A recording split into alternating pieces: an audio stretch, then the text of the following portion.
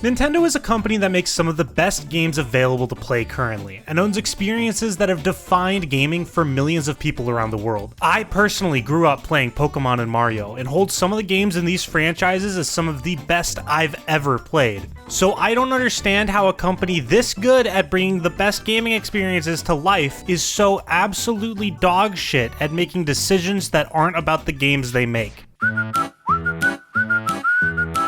I'll go ahead and start off with something easy. Super Mario 3D All-Stars. Imagine for a second you're transported back to 2020, and you see rumors going around that for Mario's 35th anniversary, Nintendo is finally going to be porting some of Mario's most famous 3D titles onto the Switch. This was an idea that, from the get-go, would print money, but somehow they managed to ruin it. This entire collection is genuinely embarrassing. It's pretty much just 3 emulated games and some soundtracks that are already available by just looking them up on YouTube. Don't get me wrong, the games themselves are amazing, but 60 actual full dollars for 3 inferior ports of games that were released from 1996 to 2007 is really pushing it. There's no reason to shell out that much money when I could just emulate every single one of them on my own and have a better experience. Even then, I eventually would have probably shelled out this money if they didn't make 3D All-Stars a timed release that stopped being sold on March 31st.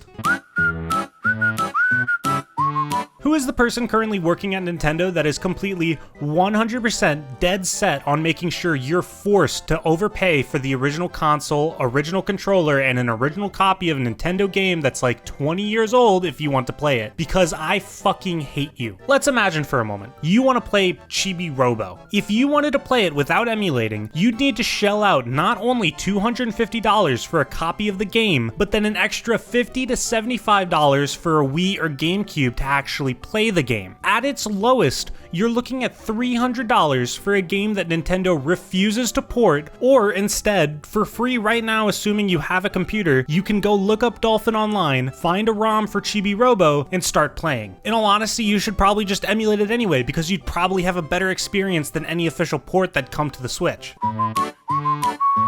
Speaking of paying too much money, Nintendo games quite literally never go on sale. Like, listen, Mario Odyssey looks really cool, and when I eventually play it, I'm sure I'll get my money's worth, but it's been 4 years, Nintendo. Can I get a single sale? The most recent example of too much money for a Nintendo game is the Switch port of Skyward Sword. This is a game from 2011. It's just about 10 years old, and all they've done is port it with proper controls and a fast travel feature, and then slapped a $60 price tag on it. $60! It's a 10-year-old game. There's literally nothing else you get with this. Also, by the way, if you're watching this video in the future and you're wondering why you're currently not able to fast travel after paying for the Skyward Sword port and playing it for a bit, it's because they decided to lock the feature behind an Amiibo paywall. Nintendo's idea of IP protection is one of the most insane in the video game industry. Let's take Sega as an example. If you're someone who's passionate about Sonic and you decide to create your own Sonic fan game with some cool mechanics or level ideas that Sega hasn't included in their own games, you'll probably get a nod from the Sonic team, and possibly even a job. Sega realizes that the majority of fan games are labors of love, and that these people spend hundreds of hours making these out of appreciation for the real things. You want to know Nintendo's reaction to these dedicated fans?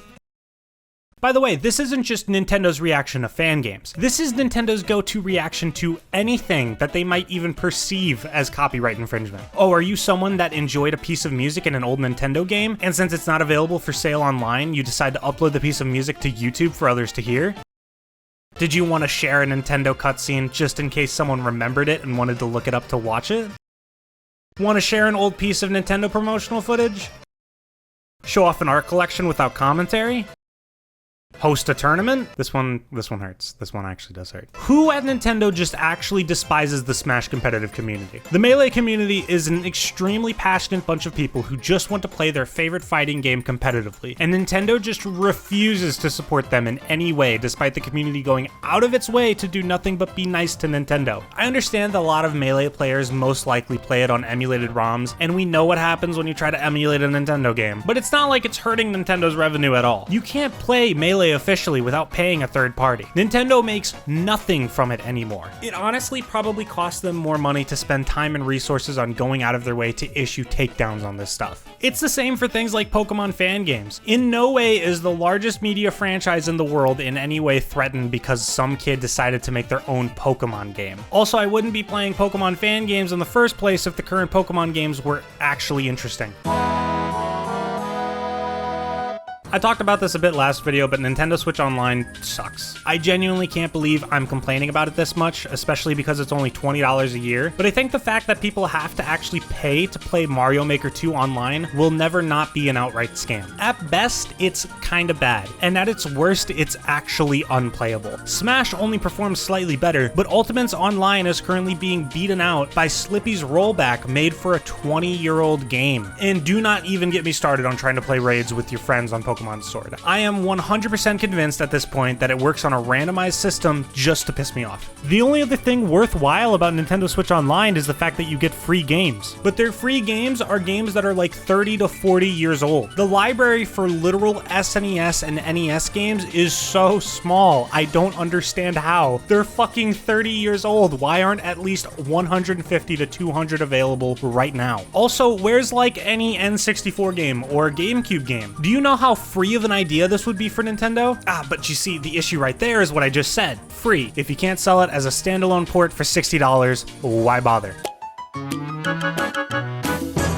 So in conclusion, Nintendo sucks, and at any time could just decide to be cool, but for some reason they make the conscious decision year in and year out to try and be the worst. But what did we honestly expect from a company that hired a dude named Bowser to be the president of Nintendo of America?